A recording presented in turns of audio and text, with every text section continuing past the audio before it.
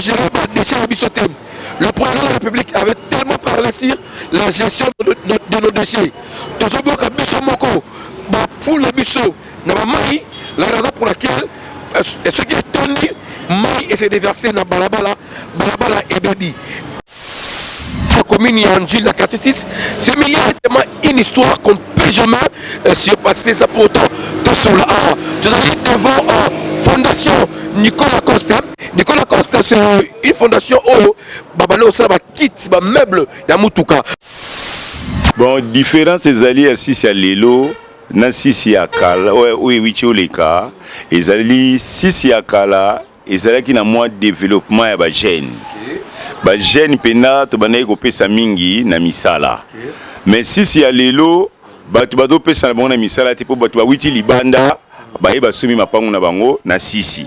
Donc tant sumi lipango na sisi na comportement ya bana na bango de ba witi na bango libanda. Baza bana o baza te po ba yoko la métier ndenge biso moko bana sisi to sala. Donc ezalo kwa net atato tinet musalo bat basala ka ba artiste basala ka na babiloko ya ba kalebas. Donc tu as na vie moko boy dunguru. Vie wana wita Brazzaville, azalaka ko sala on a lui dit. Alaka artiste na quartier sisi kaka. Quartier sisi kaka o wana so mona. Tu as be spécialiste au sala ba sanyambele, ba tas, ba kalebas. Moderne au biso do bana ide ko sala on bana 78 70. Tu es dans la bateau ba formarango bajour et les gars na quartier 6 bana ya mpioka baba na sala ba bajour oh les loba chinois ba la biso ya esthétique kwana na quartier 6 déjà ba 78 et l'école là faut école bisa bato belé je crois bandula tout boire la Clever Lissinga mi tu vois voilà Clever Lissinga c'est notre école, une école où pesa biso tellement d'informations. À part seulement l'école, il y a aussi l'église à côté, église locale d'Enjili. Voilà, donc l'église locale d'Enjili. Donc, et Ezali qui est là, si, Nabonzambe. C'est-à-dire, Oye était le Batangesi et puis Oye au sein Milanzambe. Quartier, Njili quartier 6, et ça, école, et ça, église, et ça, un hôpital, tout ça, la coordination. Nous, c'est l'église Njili 6. Et ça extension est où tu as Njili quartier 3. Et KDC Njili quartier 3 il y a une église mère, église à Liboso la biso ya communauté. Awa na Njili quartier 6, église est bandie en 1981.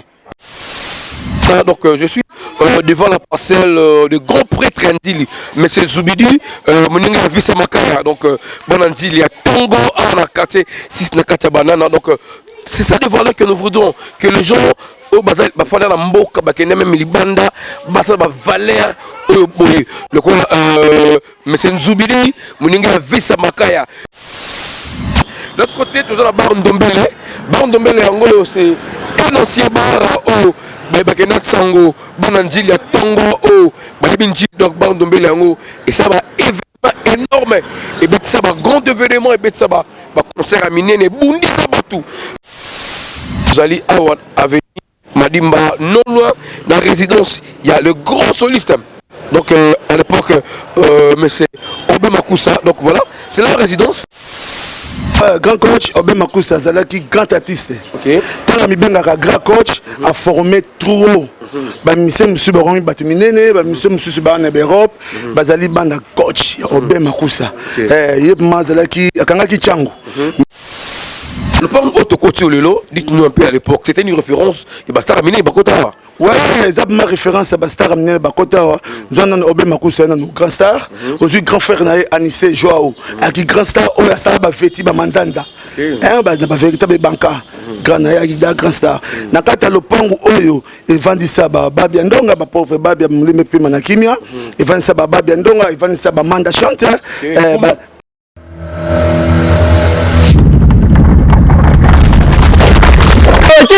TV, ça la gamme vraiment ya solo na ganga ba yoga.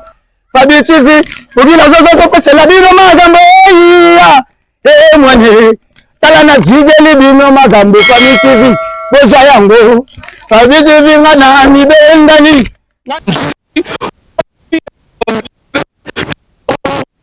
De commune Njili aujourd'hui on a un plaisir tellement partagé parce que vous êtes tellement nombreux de suivre vers les 5 à votre frère, votre humble serviteur qui est là pour vous. Donc, ce que vers les 5 qui citera ces questions, le gouvernement veut ensemble avec vous ce qui se passe dans différents quartiers.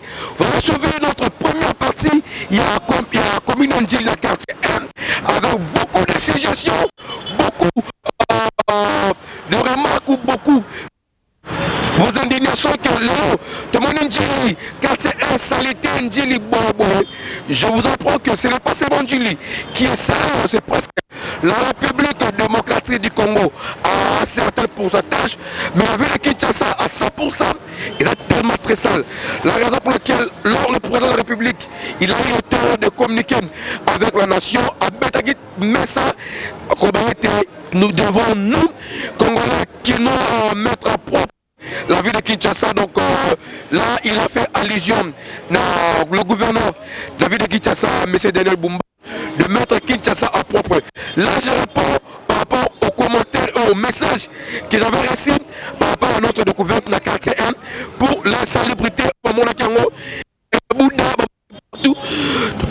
Merci à attaquer derrière la caméra, merci à blesser moi Sinzambe qui ne s'est jamais d'accompagner la grande équipe de Fabi Officiel Télévision. La aujourd'hui encore de notre idée ou de notre côté, toujours dans le cadre de couverture. Voilà, aujourd'hui nous découvrons ensemble avec vous le quartier 6. Quartier 6, un quartier historique, un quartier qui fait partie de la commune de Ndjili. Là où est-ce qu'on a la bifurcation ou on a rond-point. De mon côté ici, c'est le quartier 7. Voilà, à côté de l'hôtel vidéo. Quand l'hôtel vidéo, je pense à mon frère, c'est un vieux aussi que j'aime tellement bien. J'aime bien le fermier à Mingi Arabe, enfin la Mingi Arabe. Et puis derrière la caméra, c'est le quartier 8. Là, on voit Moutoukana Marc Mercedes, c'est le quartier 8. Et puis de l'autre côté, ce que m'amène en bas, c'est toujours majeur. Il y a un parasol, c'est là où il y a le quartier 9. Donc, nous allons entre quartier 8, quartier 7 et quartier 9. L'autre côté, là où moi je suis, c'est le quartier 6.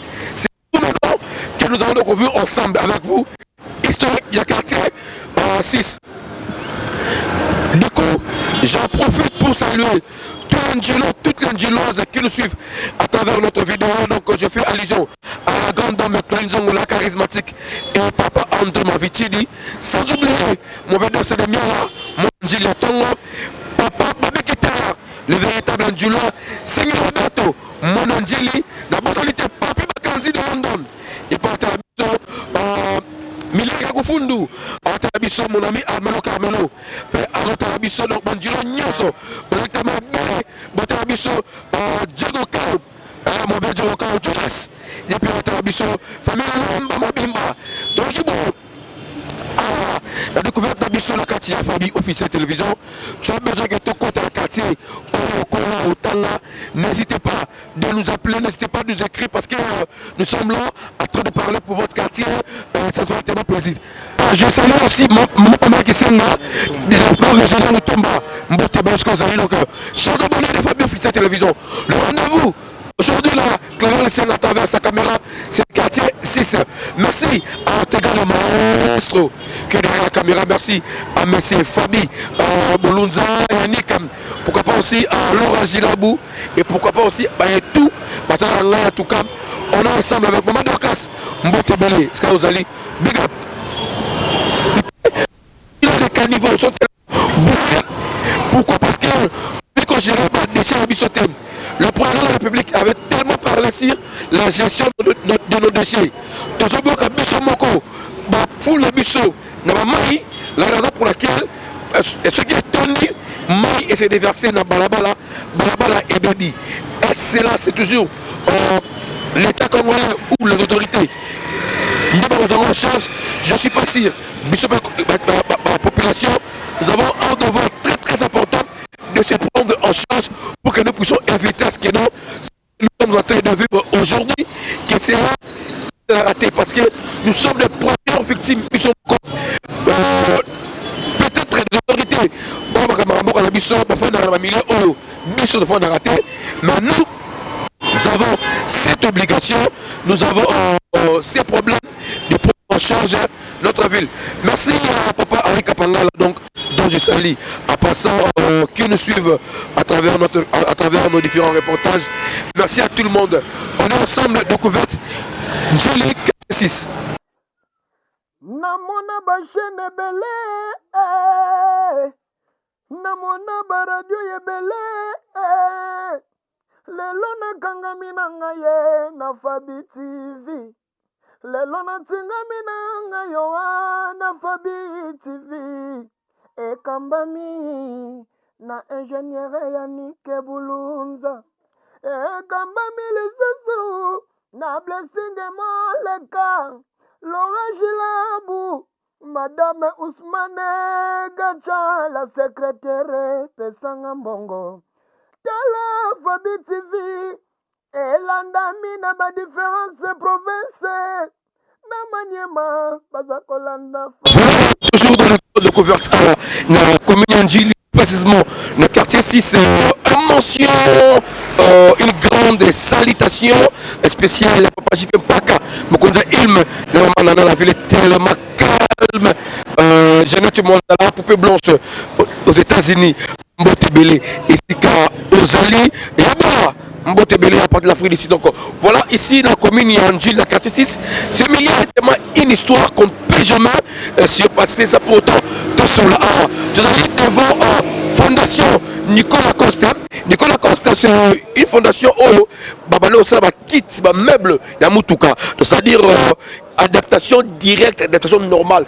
Alors la spécialité était que non, ce qui Mutuka na yo et baby olingi ils ont un salon normal, n'enga utaki na poto Angeli a une spécialité na Nicolas Costa fondation. Voilà, donc c'est lié. D'ailleurs les images, ça nous prouve d'ailleurs parce que Otega va nous illustrer un peu comment est-ce que les travaux ont été faits par Nicolas Costa. Aujourd'hui, ce sont des gens qu'on doit honorer ici, dans le quartier commune Njili, plus précisément dans le quartier ici. Je vous ai toujours dit, les Njilois, ce sont des gens qui ont la boule avant. Mon Njili a eu Mazalate, mon Njili a taureau à Zalate. Ce n'est pas dit que non, dans notre commune, il y a eu des taureaux, il y a eu des. On peut dire comment. Permettez-moi les termes parce que je suis un Quinois. À Kinshasa, il y a des termes qui sont normalement liés à notre vie quotidienne. C'est-à-dire, mon Angeli, surtout, à un noko, à un peigné, à Binjili. À un Angeli, je me rappelle encore la couleur et Bendo. Ma passeport, ma visa, ma zone. Les gens s'adaptaient à tout. Les gens faisaient presque tout ici en Njili. Il y a le domaine, il y a un meuble, il y a Mituka. Donc c'était la spécialité. Il y a Nicolas Costem. Je ne sais pas s'il y a des gens qui peuvent témoigner à travers cette grande événement, à travers cette grande fondation Nicolas Costem. Je vais chercher un peu à qui pourrait nous donner un peu des interviews. Merci Ortega, donc là je profite pour dire un grand merci à mon vieux de tout le temps Mizou, mon père Mizou, la personne Mbotebele Skozali, maman Chantal Mbotebele, la grande dame de Switzerland, Mbotebele, Thérèse aussi notre soeur maman Mbotebele, maman Anne Baba, tellement de mamans qui nous suivent à Kinshasa. Faites confiance à la en tout cas, n'oubliez pas de nous écrire. Le numéro qui affiche au bas de l'écran, mon numéro, il y a Kara, il y a Vodacom, le plus opérationnel dans WhatsApp. Mon nouveau numéro, c'est le plus 243 98 15 32 32 08. Je répète le numéro, c'est plus 243 98 15 32 08. Là, je salue tous les journalistes. Il y a un Bakoto, Ndoko Serge, Mbote Skozali, la Bossanité, mon ami, Zili Kombi, Mbote Skozali, mon frère Rézi Makango, Mbote, Djepando, de Star. Au moins qu'il y a clavé le ciel, la Sarakin, Nabatou, tout ça, Moussala, donc c'est ça notre boulot, notre autre Talaki, informer aux gens, divertir, couper Sabatou, ce qui est comme événement. On va prendre quelqu'un qui pourrait nous parler un peu de cet espace, Nicolas Coste. Merci. Voilà, nous, dans le cadre de couverte, ça nous permet au cours de la Tinakati. La raison pour laquelle il y a une grande différence par rapport à ce que nous faisons par rapport aux autres. Non, non. Mais nous, notre particularité, notre façon de faire des choses, tu es sur terrain, tu le les sika et puis tu looki na mutoyo asa les sika wana là, tu sais quand il y a atelier, il y a Nicolas Coste comme dans l'entrée la bêta qui solo que non, il y a meuble, il y a mituka, ce qui mutuka na yo, il y a qui poto garnition baby kits là donc Nicolas Coste à cause de c'est un gars ndenge et ça là qui mais moi je ne serais pas mieux placé pour bêta les solo malamu donc Nicolas Coste je vais m'asseoir voilà. Bonjour papa. Bonjour. Voilà papa là il a invité Mingipé parce que monsieur a besoin pour la bonne agilité il a ramené na Ngiri, Banabumbu, Autrichien, partout dans le monde entier. Ouais. Alors, on s'est présenté, ouais, na sepeli mingi ngenza mapesi sous chance to kutana pour to développer. Bon, ngai comme on a Nicolas Coste, naza garnisseur automobile. Kati nyonso ya mutuka, o ezaka ka mutuka kati nango nyonso na ko réflexiona ngo gezonga net witi na Europe. Ezala ba kiti ya immeuble, ba kiti ya bandako ba meublement o ewitaka ba poto wana na o iasate kaka na o orkate kaka nazala en tout cas makasi na osala yango ko changer ba cuir, ko changer na ba tissu. Voilà, vous avez compris que nous allons face à M. Nicolas Coste, l'entrée dans M. Nicolas Coste. Nous allons entrer dans l'inspiration. Vous êtes inspiré à quoi? Parce que d'abord, au départ, Babi, vous êtes un garnisseur de voitures. Oui. Le meuble, peut-être, vous savez après, ouais. Mais votre spécialité est des voitures. Idée où tu as wapi ou bandanon na kopwana? Bon, au moni idée mususu nzambe mutu aibininga tamusila kabatu. Ngai na alaki na ngala bandai kotanga na lemfu. Tango na njili kaka na école lemfu. Kana sisa. Na sisia. Tango na kewana bon natalaki vision o na alaki nango ya musala ya maboko na talina ndenge mboka ezokendela na talina ndenge Mobutu alobi na biso to sala bilanga. Donc on quoi pour Mobutu? Mobutu. Nga bali musalo banda 89. Oh là. Donc de 89 nga sala déjà garnisseur. Ya ngwana tango na inspiration musalo yo na bandi ko sala yango. Na mona nga net eza hasard mo be cop nanga. Na bandi cop na moni na bandi sala o sangwe bandi okende misala pe ndenge zo salama ali to komi ko monter ba kombi. Tango to komo monter ba kombi, to komo monter ba 818, ba Peugeot 504.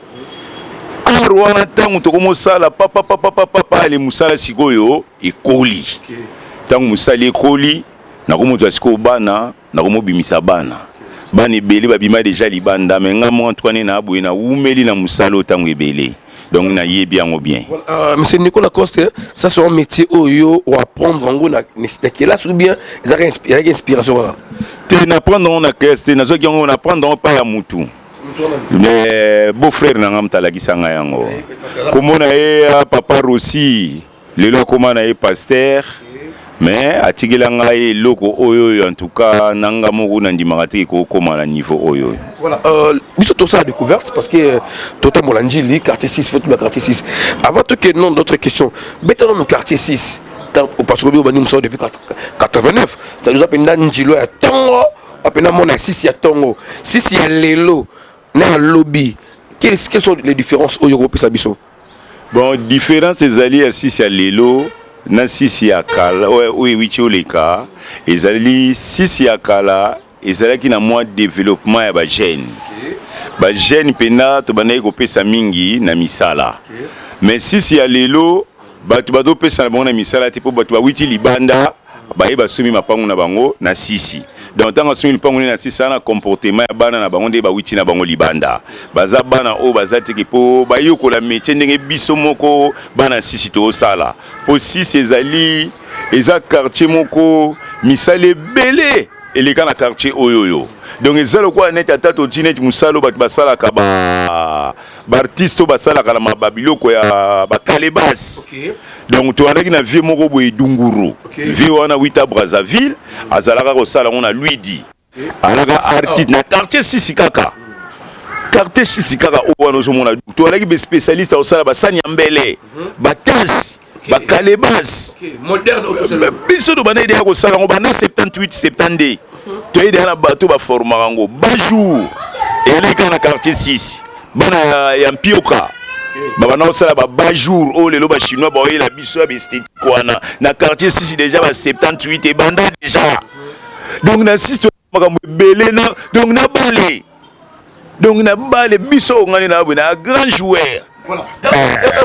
À 6, je suis tellement étiqueté parce qu'il faut donner ça. Richesse à 6. Oui. Voilà. Dites-moi un peu dans le domaine de la musique, domaine de la sport en général, parce que j'ai sali Maître Kouka. Mbodeska Zali, la PC Maître Chungulaï Makamata le Kolomulaï, Moninga PDG Ado Manuel le Bouventura, Mbotez Belé, mon akimba tseke mais a fani pelanji le montrou. Parce que 6 awa, tu vas mettre Belé, hein? Oui. Mais ce que vous savez, dans le domaine il y a sport, en général, et puis dans d'autres domaines la musique. 6 on a besoin de nani ou bakenda tsangwa ta bazala raté. Mais 6 to bimi c'est déjà bespé. Na box to bimi c'est le roi neti Mabeka.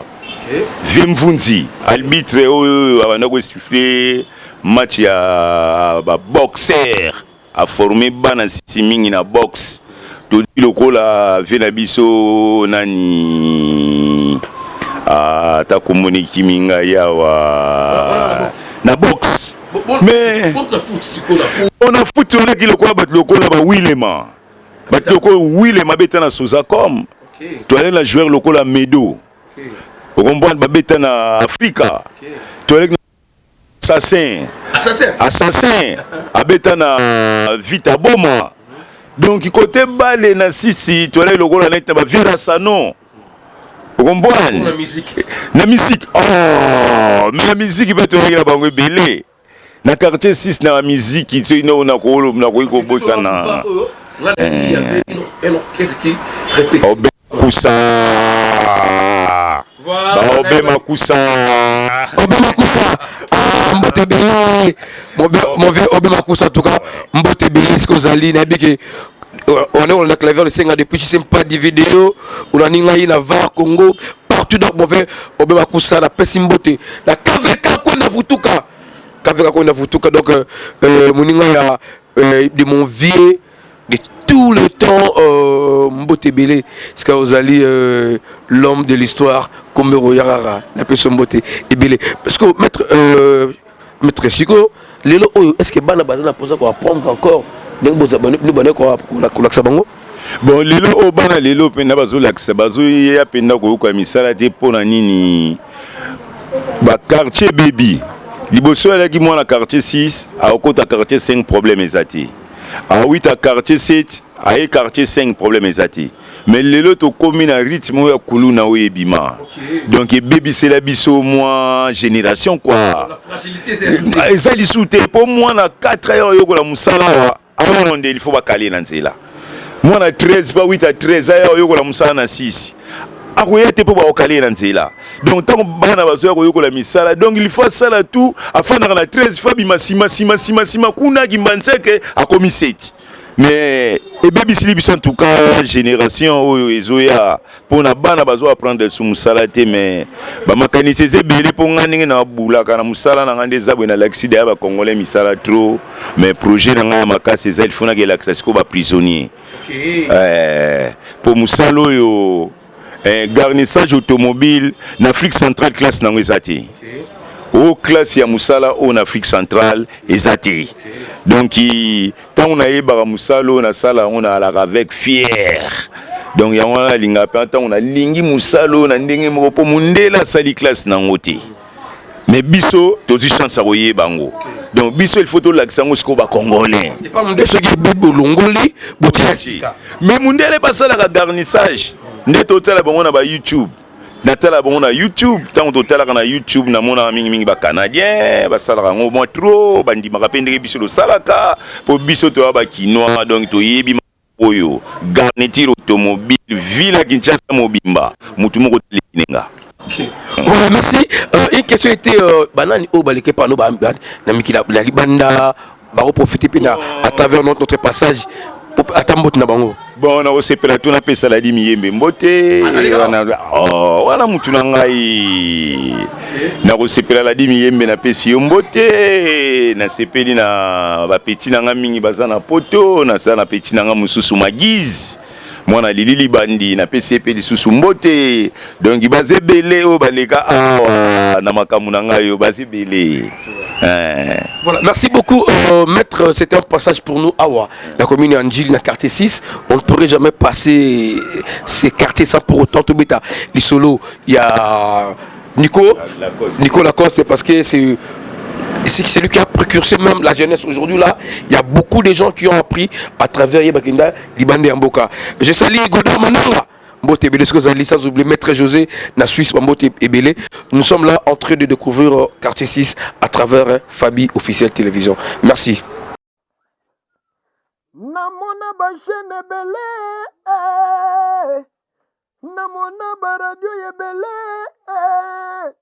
lelo na kangami nanga ye na Fabi TV, lelo na tingami nanga yo na Fabi TV.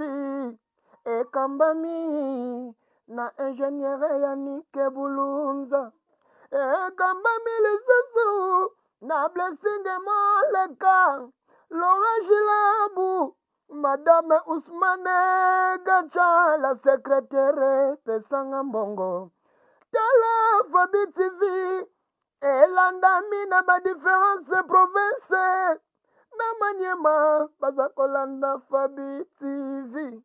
Oh, na Kasai Orientale, bazakolanda Fabi TV. Na Mbuji Mai,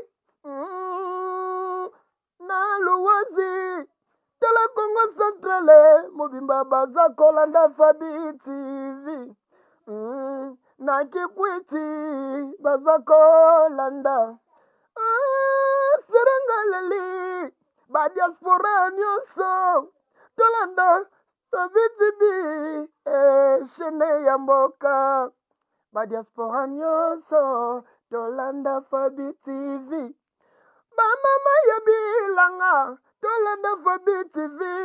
Donc profitons à cette occasion pour souhaiter le meilleur à tout le monde Balinga Officiel Vision. Donc il y a une émission spéciale qui sera bientôt là à travers et Laura Gilabu, le Clever lycée. Vous depuis le début de l'année 2020, l'année s'achève, nous attendons l'année 2026 qui est... On doit remercier tout le monde. Surtout, en tout cas, nous sommes de cœur avec vous. Tous les Ndjilois et toutes les Ndjiloises, et donc, Batokimbanteke, Batoyakingasani, Batomasina, Batobumbu, Selembaou, partout donc le vers le Senga, les micros dans la bande de et c'est Minabenoé. J'étais à Louosi pendant cette année 2024 dans beaucoup de secteurs dans ces territoires. J'ai été à Mbandaka, Bokatola, Ingende, partout dont je suis passé. Vous m'avez tellement accueilli. Kenge également aussi, Bandeko Bandundu. J'étais avec vous. Bandeko Nanga Mboujimaï, il y a province, il y a Kassai, centrale. J'étais à Chikapa. En tout cas, à travers Fabi Officiel Télévision, je dois vous remercier tous parce que vous êtes tellement à l'écoute de Clever Lycée. Voilà, donc toujours dans le cadre de notre découverte. Nous allons dans EPA et l'Info, donc une école qui a beaucoup formé des gens.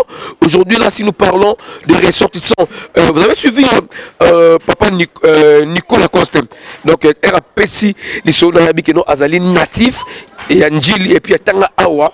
L'école l'info école belé je crois bandula tout la Clever Lycée voilà Clever Lycée c'est notre école, une école où ça besoin tellement d'informations. À part seulement l'école, il y a aussi l'église à côté, église locale d'Njili. Voilà, donc église locale d'Njili. Donc et Ezali qui est là si Nabonzabe. C'est-à-dire oye était le batangisi et puis oye au sein Milanzambe. Mais ce qui m'a beaucoup plus intéressé l'avenue Banana, voilà, nous sommes à l'avenue Banana. Je crois il faut donner une référence parce que Dieu Bali Banda Batela Bisso école la fondée, mais tu as avenue Banana, avenue la foi. Voilà, merci. Alors tes gars qui est derrière la caméra, c'est mon Angela Tongo, donc je me suis un peu trompé par rapport à l'avenue. C'est l'avenue l'info. Je suis beaucoup C'est un monsieur que j'ai rencontré Saint Gillois. Je ne sais pas s'il soit parlé dans le micro, dans le tout le monde, un atelier de cordonnerie. En tout cas, ça me fait tellement plaisir. De côté soirée. Coco patron. Voilà, papa Brata là yo. L'habité c'est une surprise. On dit peut-être mais tellement tu remets Angélité dans l'info awa. Ça te montre maître Joseph. Maître bien Zambala. L'appelle ça salam aleikou, l'appelle ça bonjour. Bonjour maître. Bonjour. Ça c'est pas ça fait grave. Je suis là qui t'embellit hein. Ah, je vous dis banjula nyoso. Bon tu as la biso donc ça bino banjili. Bango pas na bango ba respecter habillement. Tara maître abi et qui na cité. Maître bonne santé. Santé bien. Bien. Voilà maître tout ça a découvert awa na Njili awa na quartier 6. Donc elle a Monica raté, na bi oh na rôle raté sans pour autant na la maître aux amons na Njili ou aux amons na Libando ya awa. Non, na amons na Njili. Njili kala quartier 6 awa. Quartier 6. Botami awa. Na botam na Ngiringiri. Ngiringiri oye awa. Donc sali bandeko to Ngiringiri la piste nombre de ce que vous allez bandeko to Ngiringiri Clever de Senga. Je vous promets juste au mois de décembre ici là tout clôturer décembre tout en 2026 toutes les communes qui restent en tout cas tozoya bandeko na biso au boss la mingi na Bazuele na Kisangani boss la na Mbujimai boss la partout nous arrivons avec la grande équipe de Fabio officiel télévision. Maître ce que je retrouve dans Ndil à la banini. Non. En tout cas na karaté na uta Congo Brazzaville. Congo Brazzaville OK. Bon, on a Ngiringiri mais le Congo Brazzaville. Ah vous savez combien? Bon. Na bosse ne ba mibu hein. Donc na yema kalapé mingi pena milité. Mibu parce que mibu 2026. 2026. Yo ba mibu 2020 comment? Bon na ya depuis 2020. OK, ouais qui n'attend ya président Fati. Avant ou bien le président Joseph Kabila. C'est-à-dire Kabila le en 2018. C'est-à-dire il y a pas 2017, 2016. Non, 17. 17 là le belé hein. Et belé. Dis le mot ya au monde en ndenge depuis ya. Donc nji na uta Congo Brazzaville na yana Kisasa musala ezoleka nango bien. Eleka bien. Voilà. Par rapport à Congo Brazzaville. Congo Brazzaville on nous a musani kuna. Cordonnerie. On est toujours. Oui. Ah la question est différente hein. Différent. Voilà. Awa, qui ça awa. Osumba blo na Wunzali Bulu. Libolo na Barumbu. OK.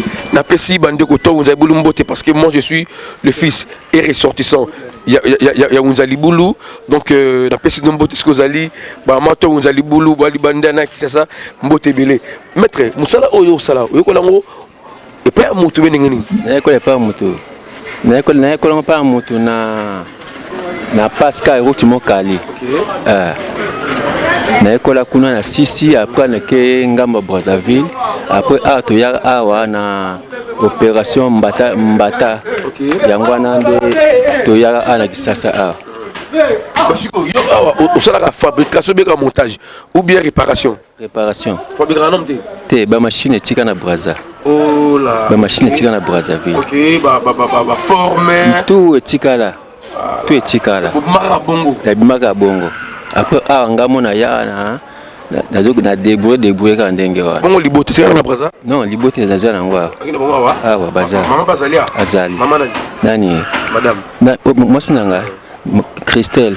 Bongo bana. Bana bazali. Ah Alanjida. Bazali. Comment bango? Comme na bango merveille. Nani Richard. Bienvenue na exaucé. Voilà bande ko on sous baza peut-être na palais hein. Baby domaine mo ban ngosala yango te. Robani pona bango. Bona bango pona ba sala musala maboko balanda ka lokola ngai mo papa na bango. Oui. On a merveille hein? Oui. Voilà, merci beaucoup Maître José, la Tikio, Mokomalamu. Voilà, au Singala Cordonnerie. C'est la OESA numéro 0D, hein? Au 0D, au numéro 1. Parce que la colle na Singao. On a pena teka pena Singapour en université. Bon, on a bandé Watambo la balati Singaba na Kingo. C'est ce que nous aussi on a fait parce que maman nangai à l'hôtel na Muzali Boulou. Na teka na bi numéro 2 Nabi numéro 1, Nabi numéro 1,5. J'ai sali à propos depuis Portugal, à Watanabiso. Donc, tu y es très bien. Biso route na kati ya Baramoto dans le Bela. Singamila, Singakwanga. Donc, merci beaucoup. Donc, j'encourage tout le monde. Si vous avez la possibilité d'aller à l'école, le rôle de la bande de Roboté, la Bissou, le cas tout, ça l'est. Papa José, merci. Hein? Joseph, hein? Mokolo Malam. Voilà, merci beaucoup, bande de tout. Il y a Fabien Fissé Télévision. Donc, nous poursuivons notre découverte à Nakati, il y a Commune, il y a Njili. Plus précisément quartier 6. On avait dit que non, tu as une potentialité et des valeurs culturelles, même des valeurs éducatives. Il y a commune Yanji dans quartier 6, la raison pour laquelle on doit parler un peu de cet endroit. Dans l'annonce déjà la Bétane Solo, il y a l'Infou, une grande école qui a formé de grandes personnes. Aujourd'hui, il y a des gens, même Balibande Amboka, il y a Batokela Pimatsango, Batanga Awa. C'est avec eux qu'on va parler. Moi, histoire, il y a Njili Awa, il y a aussi l'église de KDC qui est à côté. Donc, na Pesimbote, na tout Awa, na Foupe, Bayako Sabela Awa, na KDC, Bambote et Belé. Donc, on ne peut jamais passer l'info, ça pour autant historique. Quelles sont les personnes qui ont étudié ici au Lolo Bazali Bande Mboka?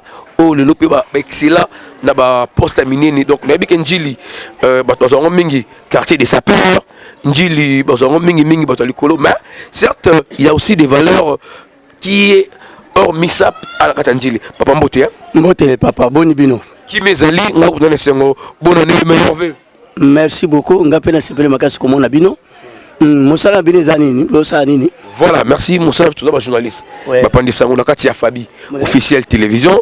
Totambo Larato, Mboka Nengezali, des valeurs culturelles, des valeurs éducatives, na commune. Tout découvrir commune Nengezali. Les autres coïs na commune Njili, na quartier 6. Alors, na quartier 6, ça va, to coquille jamais collé. Sans pour autant, te la lèvre. Oezali, une grande école et puis la église KDC. Alors, tu as un moment historique, Nango, oui, Njili quartier 6, et ça école, et ça église, et ça un hôpital, tout ça la coordination. Nous, c'est église, Njili 6, et ça extension, et où Njili quartier 3. Et KDC Njili quartier 3, il y a une église mère, église à Liboso, la biso, la communauté.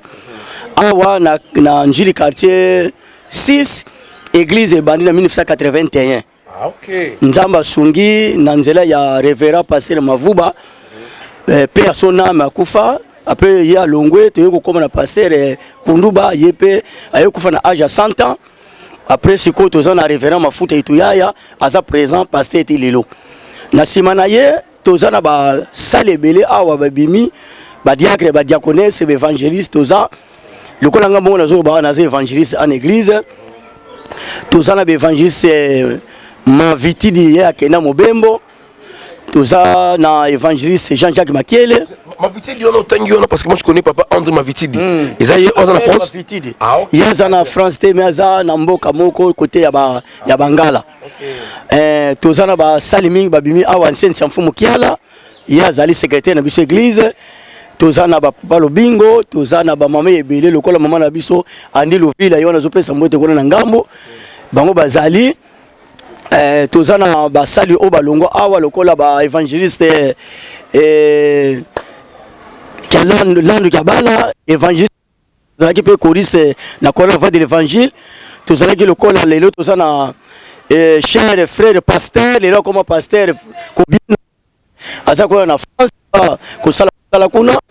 Tous les gens na bande ko ebele awa l'église le prensolele bazo papa lukula ainsi de suite papa nzelo Paul Makanda alors Njili 6 et bimi ezobi msabasa lebele pe bimi msabasa lebele kino lelo to kumleka ko sala mosala elongo na révérend Mafuta. Voilà, merci beaucoup. Donc je crois que vous avez compris atteindre toute une liste. Il y a Babima Awa, là je salue les pasteurs Koubiena en dehors de la France, le grand frère de Ortega Koubiena, maintenant Zambie, c'est très très important pour que Fabi, tout qui est Liboso. À part l'église, on peut une école. Parlons-nous de l'école. École Ebimisi Banane Bagenda Tsango. École Ebimisi Bana Ebele. Ba mususu kutu pete na kokotanga bango te parce que ba bosani. bamususu mpe bakota na école primaire a batanga lelo mpe baza basali na kati église lokota na frère na biso Norbert Bianda tosambelaka ne en église awa ye lelo azosala na bralima kuna atangi na primaire awa atangi na institut atangi kuna na pédagogique azwa diplôme na ye tangi mécanicien lelo aza kuna na bralima azosala wana bazaba na tout batangi na l'info batangi na l'info et puis ba ko sala nzambe babimi na l'info bazosala pe mosala ana kati ya église na biso. Voilà, merci papa des explications spécifiques. Donc c'était notre préoccupation. Toyiba ce qu'il a la lef au format banani et puis vous avez l'état de nous citer batoyo au format awa. En tout cas madame biso pe to sepeli mokolo malamu nzamba mona bino apambola bino mosala kene liboso pe bowu mais toujours kokoba na kati na mosala oyo lifuti nango ezali. Amen. Merci beaucoup. Amen. Inge Tamatondo, Bandego Tubatel Abisson en tout cas. C'est un plaisir pour nous donc à Wanakati. Il y a l'info na commune Ndili, na quartier 6 pour découvrir ensemble avec vous notre commune Ndili. Merci. Namona ba chaîne belé, namona ba radio yebele, lelo na kangami na ngaye na Fabi TV, lelo na tingami na ngayo na Fabi TV, ekambami na ingénieur Yannick Bulunza, ekambami lisusu na Blessing Moleka, Laura Gilabu, Madame Ousmane Gacha, la secrétaire Pesanga Mbongo. Tala Fabi TV, Elanda Mina, ma différence province. Découverte ce que tu as venu banana donc je suis devant la parcelle de grand prêtre Ndili mais c'est Zoubidi moninga visa makaya donc banandili il y a Tongo à quartier 6 na quartier banana donc c'est ça des valeurs que nous voudrons que les gens au bazar ba fala la mboka ba kende même libanda basa ba valeur le quoi mais c'est Nzoubili moninga visa makaya donc ça fait tellement plaisir. Là je profite pour saluer mon ami de tout le temps le docteur Manix Lubumbashi et puis pourquoi pas aussi Manix Magna hein, il faut préciser quoi et pourquoi pas aussi à docteur Didier Matambongi nakati ya Mbandaka mon ami Faradji Serge Mbotebele ce que vous allez tout battre biso vous êtes tellement bandé en boka Mbotebele donc Clover de Senga je vous aime tellement nous sommes en train de découvrir ensemble avec vous c'est commune de Ndili et puis quartier 6, vous allez comprendre que non, quartier 6, il y a tellement de constructions. Oui, mais il y a deux films, on appelle Simbote, mon apoto, mes résidents ici à Kinshasa.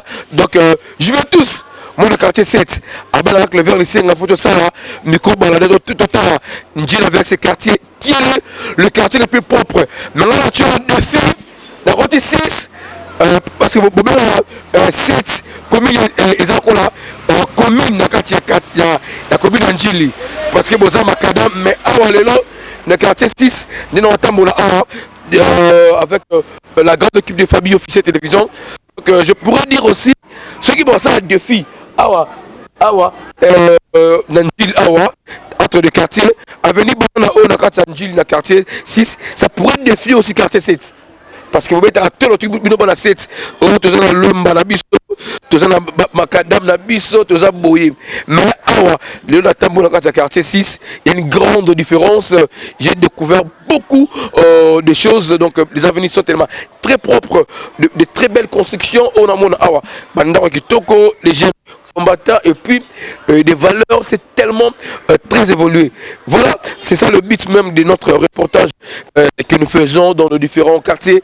Je vous avais promis de frapper Ndjili de quartier 1 jusqu'au quartier 13 parce que tu es Ndjili moi bien, tu es Ndjili très bien des alagi, tu es Ndjili quand ndingindara. Bandilo ni surtout boîte la biso. Le numéro est affiché au bas de l'écran, écrivez-nous au plus 243 98 15 32 008. Ça c'est le numéro propre à Clover Lisenga, mais c'est affiché aussi et puis pourquoi pas aussi qu'au benga la numéro il y a chaîne les aliwana, vous allez entrer en contact avec Fabio officiel et puis notre direction générale la coordination. Donc nous allons tout le monde monde qui veut acheter des parcelles, voilà. Bon, tant qu'il notre découverte, la Daipen, dans les antennes. En tout cas, dans les antennes, je vous avais dit, ma pango ezali, na 20 sur 20, avec 1000 ou 1500, ça dépend de liés aux autres pango. Dans Daipen, le prix sont tellement là, 4000. Vous en avez 20 sur 20. En tout cas, faites confiance dans Clever Lissenga. Merci beaucoup. Courant. L'avenir, c'est aussi parmi les grandes avenirs à Wanakati. Il y a une mission, ça permet aussi, est commis. Donc nous pourrons que faire une découverte parce que vous voudrez connaître votre milieu Oyeba Ndingue, c'est là qui n'a comment. En tout cas, faites confiance à la famille officielle télévision et à tout. Si là, je fais une mention spéciale à ma très chère sœur, concert petite sœur, Blessing Moleka Sinzambe, la femme. Ouais, maîtriser bien la vie de coopérants. Avec beaucoup d'amour et puis beaucoup d'intention. À côté de la Kati, la population, c'est la vie de coopérants, nous mettons en valeur ou en vedette nos coopérants. C'est une manière au Pesabango.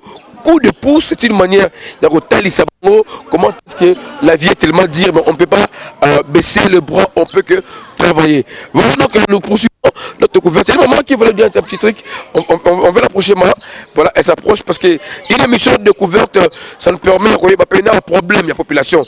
Les hydratants, où ça ne marche pas, ça marche comment? Parce que à travers nos caméras, à travers nos micros, les autorités nous suivent et puis na mbongo na rescousse pour basunga mboka to betaki solo awa to kitaki na blessing le kamosin zambi na mettre croquer lelo ala banaka kala mais blessing ta ko tia moi li tono na likolo mettre croquer lelo et ça la valeur nango donc voilà maman pour ça maman ouais donc ça fait toujours plaisir la carte de découverte toujours.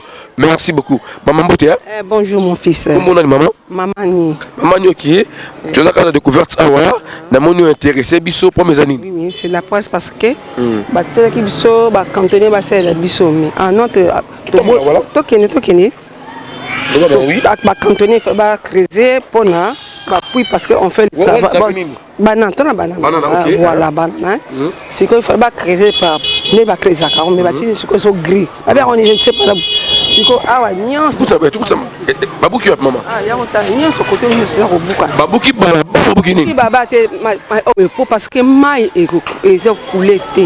Et coulé c'est côté de petit et travers et traverser biso et dans le cola et puis c'est érosion.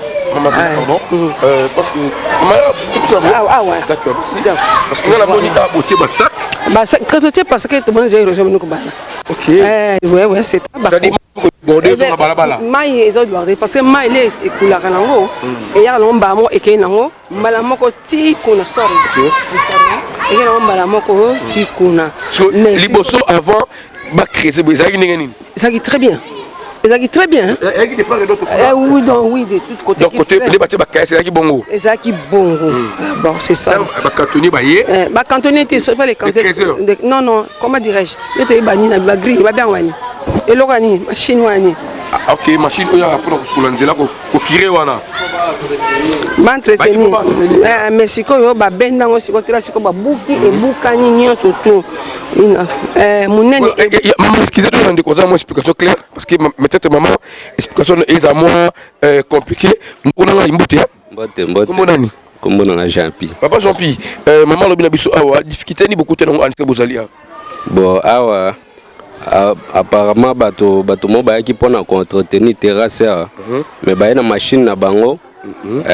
Malgré pas les années qui m'nene au lieu balongo la saleté et bukina terrasse mpanzi moko donc ende au mona na ngambo ezalaki na bongo suite na continuité za ezalaki na ngo bien mais vu que ba eko entretenir ba buki lisusu mpanzi ona donc to ebite ndombule banda peut-être érosion que créer les biso attendez bandi déjà votre souci qui est pour que vous la protéger alors. D'accord. Parce que soit tu es boyé du jour au lendemain vous les obéta ma belle au pasuka biso à venir. OK. Voilà, on dit en français mieux vaut prévenir que guérir. Maman babeti mbela na bango à travers Fabi officiel télévision une découverte. Balobi Mon net de Batara Bakayes ou Nangambo. Ça protégeait ce qui est non. C'est depuis l'époque de Belgique. Voilà, un hasard que le tir à l'info.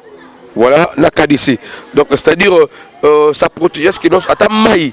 Et qu'on déborde en haut. Mais et qu'on passe sur la mobilité. Mais du fait que nous avons c'est-à-dire commis la difficulté, la raison pour laquelle c'est mobilisé, sac, mais sac est ça, et donc protéger par côté. Donc il faut l'État, l'État à ses Mboka, à sa propriété Namboka, c'est important, mais la propriété en commis en danger parce que la population Yanjili n'a venu banana commis en danger, exposé dans ce qui est bêtis.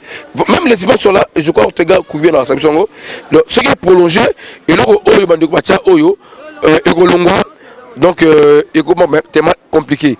En tout cas, tu sais qu'il y a une image, parce que Mikolo est en période pluvieuse. Mboulo bêta, quand elle fait, Mboulo bêta, tangu ya kanisi tangu à ses pays. Alors, ce qui a bêti, et ça, le côté bon, combien pardon, je sors maintenant.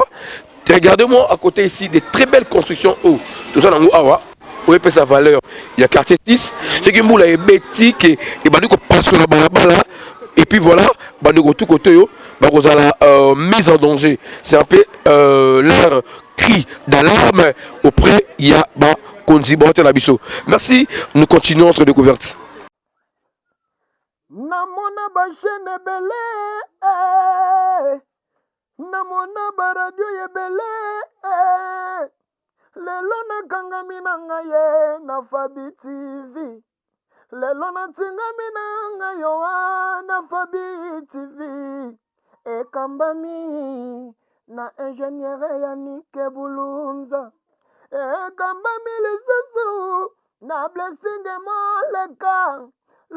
Donc voilà, donc nous sommes dans le principal.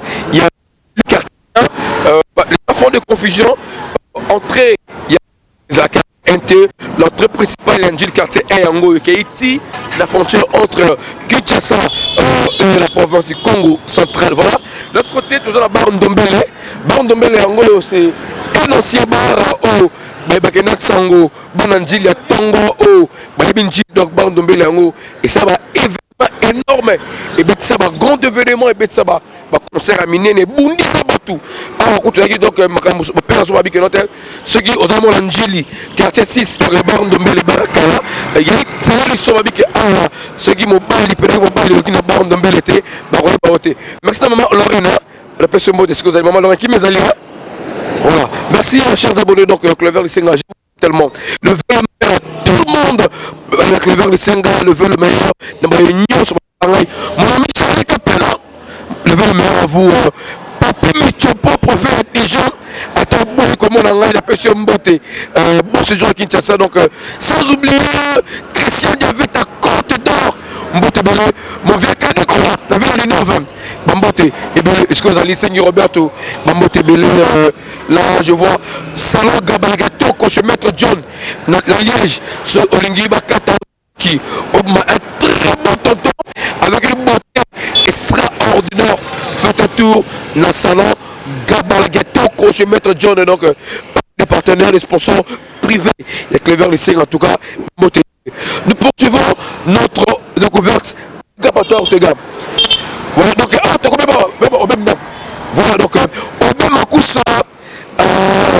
mon vieux, de tout le temps, parmi les gens qui ont soutenu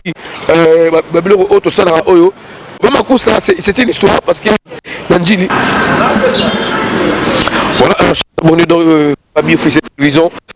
De notre émission découverte Awa, la commune Nanjili, le quartier 6, là maintenant, c'est l'avenue Badimba. L'avenue Badimba, c'est une avenue historique parce que dans Gilles il y a des noms qu'on doit respecter dans les différentes ou je dirais dans différentes professions ou dans différentes disciplines. Et là maintenant tu allez avec Madimba non loin de la résidence il y a le grand soliste donc à l'époque mais c'est Obé Makoussa donc voilà c'est la résidence donc la résidence il y a papa Nabiso immortaliser cette grande personne qui a marqué l'histoire de la musique Nabiso. Notre souhait est notre bête rappelé ma solo et je crois que déjà dans différents reportages au salaire la chaîne Belé.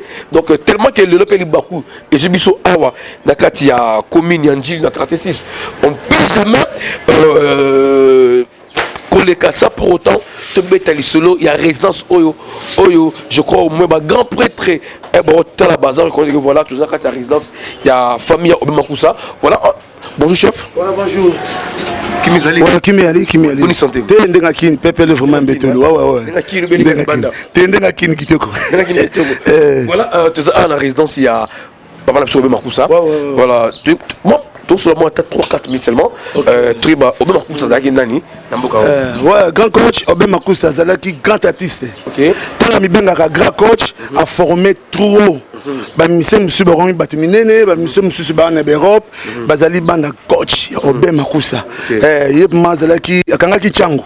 Mais à recommencer yo Nakin, mais d'un comme à Paris, Nangazalaki na Shabani record, dem de Bimisa Manjili. Mais au musicien Oyo a Yebani Nanjili, Oya Zalaka Nanjili, Abimina leader Morote Eza Obimakoussa. Voilà, Obimakoussa la musique, il jouait quel rôle? Azalaki chanteur, Azalaki Nani Benin. Non, Azalaki polyvalent. Obimakoussa qui chanteur comme choriste, Azalaki guitariste comme musicien, alors bêta clavier, guitare, donc pas compositeur, Azalaki écrivain comme rappel sur Banzembo. Le parent Otokoti Olelo, dites-nous un peu à l'époque, c'était une référence, et Basta Ramine Bakota. Ouais, c'est ma référence à Basta Ramine Bakota. Nous avons Obimakoussa, un grand star, aussi grand frère Anissé Joao, qui grand star, Oya Salaba Feti Bamanzanza. Un véritable banca, grand star. Nakata le pangu oyo, et vendisa Babia Ndonga, pauvre Babia Mlime Pima Nakimia, et vendisa Babia Ndonga, et vendisa Manda chante, Kumu Palais Awa. Et puis que la carte de Kumu Migolo Zonga la page, n'a pas Kumu la chante. Merci Njile Telmi. Njile Telmi, le plutôt ça vient Kumu pour le masolo, ya Koyo de Dentoya, Banjula Mingbaye, grand bijoutier, à Koufaki, et Ndé Torosala vendredi, wana yen Kumu, Torosala nae, Baladi Miyembe, Babimi Awa, Bafeti Manzanza, Babimi Awa, Ozui, Zozeta, Ozui, Bazam Mebele, Ozui, Zemputu, presque, Solo Baka, Sogi Olekite, Josidina, Solo Lekite vraiment, le MC Olekata Simanangai. Voilà, d'abord ça qui s'est présenté comme on a eu et puis et pas le grand coach Obimakoussa Ozanani. Ouais, nous avons ma petit frère propre, 12e, la famille, et Pape Makengeli.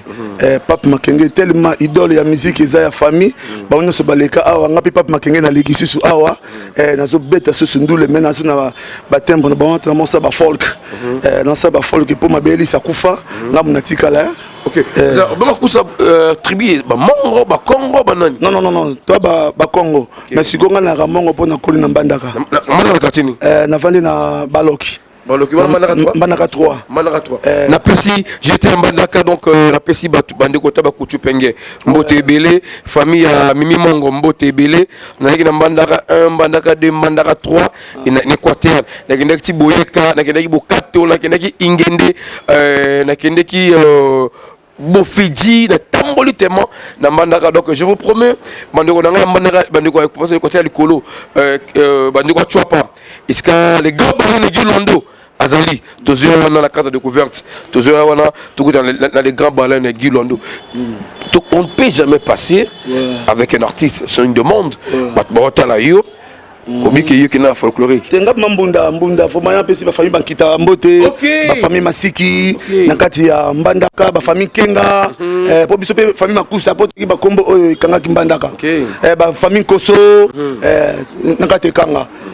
Ba Bose Kota. Pas trop Bose Kota. Menge. Libongo zaka na très BAT wana. BAT wana ba Menge. Pour Menge. Na pour Menge toujours ba pour na Kongo ça wana eza na otako bakata Mandaka c'est là tu Mandaka 1 na Mandaka 2 ça va tu sais la Wendi Mandaka 1 Mandaka 2 Mandaka 3 mais Mandaka est divisé dans deux communes commune de Wangata commune de Mandaka tu sais la côté Moussous, nous allons bander il y a Bongonjo. Il y a 4 pays allés, hein. Fongolo.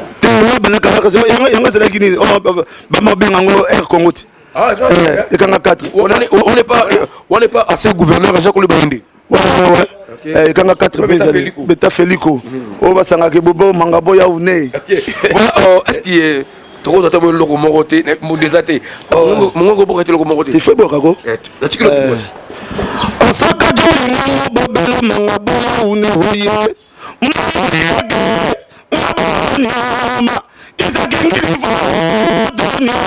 ogile gali mazele gakamela mene na ngala nyuma yaka wo iseye mbiye koko seketana mabina mafoku banyama mabina mafoku banyama mabina maikelela ngomo okaki yayo mbalangwa kanzete mokabimyo nanze komona ngonzete nyaye mbopesanga nzete nyaye ngala zavere na monoko ngazavere na monoko soko joli nga moboka yayo iyoatako omotikanga mulwe osoko na joki na molema mabe ya potala mulwe banina kula sepi elombinga kele poti ye ngayo ngamiloliye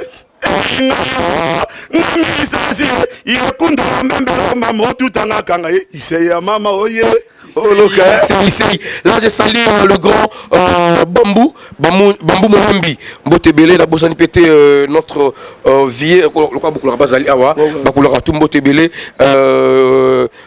Makina Fali Poupa Rimano quoi Mbotebele parce que la fierté est côté hein donc biloko ngo fait bima nazali mukongo na makila mais l'esprit na mongoli yeke taka nga na tangi na bankusu na bandi maternelle na ngai na ba chinois na sima cathédrale na libongo wana na tangi na bakusu na tangi na elima na mamone kanga na bikina ba masa belé ba yebi vumaki mongoli yeka ngo mayeyo na bakusu parce que koko na ngai bakuchu penge mais école bakusu koko na ngai ngambo ya ngelesa voilà koko na ngai azaki préfet kuna personnam préfet Yongi personnam j'ai sali mon oncle Jolidon le petit ma fille na France tantine Sina tantine Sendei en tout cas penda ngala mongo ngala mongo penda ngaziko na mbole Manga peda mboli. Obenga inzana nyanya. Biso bana basango. To benga osanja bamunya osaka belilo mangazu. Voilà. Imbono kana. Voilà, c'est plaisir na osenga au monde du monde moro ça va. Biso za Fabi officiel télévision. Fabi officiel. Non balko pardon tanga bien. Voilà, Fabi officiel télévision. Moi logo moko to bomba ngo na chaîne. No bilaka Fabi na ki mongo to kanga ngo penda. Ko miss yo baka ni ko la batalaka. Na tikilo mo Fabi officiel télévision. Fabi officiel télévision. Banga gato to la TV kitoko. Fabi to mina bonyo mai. To la chaîne na biso. Yango. Pasa Fabi officiel. To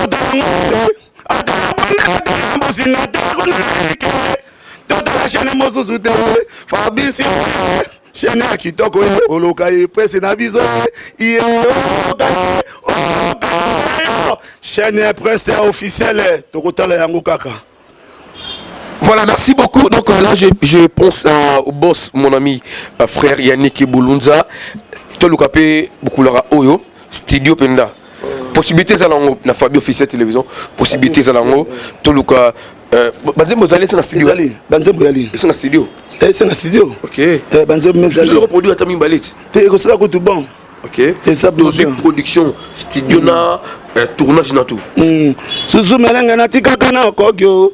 Na chaka motema nga baba ondo ye yoke wabio ye nyongwa ngamye iyoza wabio nakuva bulo izeye ngoyao mbolingo na pesa kana ye Prince Fabio officiel bokoti sangata studio ye nazana nkunga o nalekaka bango na tina osogojoli ngamo. Voilà, merci, je salue son excellence monsieur Bobo Loko, le gouverneur de la ville de la province de l'Équateur, et pourquoi pas aussi Michael Ongango, bon vieux de tous les temps, Verdict Yoka, nous sommes le Biso Anna Ortega, Koubina, nous allons continuer. Télévision. Non, c'est la première partie. Notre quartier nous réserve encore une autre partie pour que vous puissiez vous les différents quartiers de la commune d'Ndjili avec ses 13 quartiers. Merci à Tega Koubia qui était derrière la caméra. Merci à Blessimo Le Kamwa Sinzambe, pourquoi pas aussi saluer le Bajilabou. Mention spéciale au couple Mavitidi, papa André Mavitidi et Tony Zongola, charismatique, très social. Mbote Belé, Chila Onatla formidable, Mbote Nao Ebele. La bonne sanité, Fax Mavanda Alitera et maman Nicole, voulant maman Weston, Mbote Belé. Ça nous allie, mon ami de tous les temps, Audrey Petit Selossi et Maître Toto Petit Selossi. Et toute la famille Selossi, pardon. J'allais dire, mon vieux Didier Petit. Bombo Tebele, Carmelo, j'ai pas voyé Nzambe, c'est le Elabo, il faut perso. Mais au fond, donc tellement nombreux, quand on a biché pour la Clever Lissenga. Mon numéro est affiché là, c'est le plus 743 98 15 32 008. Le vrai meilleur à tout le monde. Il y aura une émission spéciale à votre quota 2026, donc c'est la référence 2026 à Wadakati. Il y a Fabi, officiel télévision. Merci à nos abonnés. Oh, nous allons remercier. Oh, on a banné bango. La chaîne en tout cas, vous aurez toujours décidé. Je vous aime tellement. On se dit au revoir et au prochain numéro. En face, il y a quartier 8, 9. Il y a des casiers qui sont à côté. Nous allons arriver. Des casiers, donc c'est l'endroit qu'on va y parler encore parce que c'est une grande référence. Comme le donne le quartier 6, nous réservons beaucoup plus de choses. Je vous aime tellement. Merci à Dieu. Melantenga, papa de Kintara, de la part de l'ingénieur Josué, un ingénieur Anakatia Fabi, officier télévision, Nabana Nyoso, Benrabisoto Tiki, quartier 6, seulement c'est un autre quartier. Nous progressons et puis nous arrivons. Nous vous avons promis, on va le faire. Que Dieu vous bénisse. On est ensemble. Mandef Langaï, à la prochaine.